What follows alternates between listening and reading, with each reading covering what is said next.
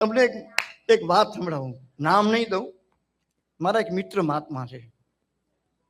એક ભગત છે ને, એ દેવા જેવો તો નહોતો, તુલસી જેવું કદાચ હોય તો એ ઉસ્તાદ. તે બાબાજીને પટાવી લીધા, મહાત્માને પટાવી લીધા. બાબાજી ધંધા નહીં ચલ रहा है, बहुत नुकसान हो रहा है, નુકસાન બહુ થાય છે, ક્યાં કરે, આશીર્વાદ આપો.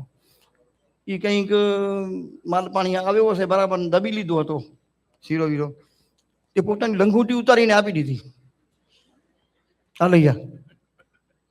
એ લંગોટી એને કબાટમાં રાખી, રોજ અગરબત્તી કરે ને રૂપિયાને ડગ થઈ પડ્યા. બાવાને તપવું હોય ને. પછી થયું શું, 2-5 વર્ષ પછી હું મળ્યો. મેં કીધું બાબાજી ઓલો ભગત કે એ ભગત નથી આવતો. મેં શું થયું કે પૈસા હાલ્યા ગયા બધા. મેં કેમ ગયા? તમે લંગોટી દીધી ને. આ કે એમાં જ મગજ મારી છે. એ કે લંગોટી મારી રાખી, રૂપિયા ભેગા કર્યા અને બીજો બાવો આવ્યો ને એને કરોડ રૂપિયા આપી દીધા ને મને 10 લાખ. આપણે લંગોટી પાછી માગી લીધી.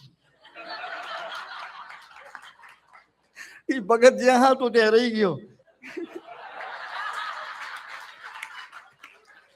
बाबाजी की लौल है, पता है ना, एक एक धागा घीन लेना. बबुड़ी पप्पा ने याद देवरावानु.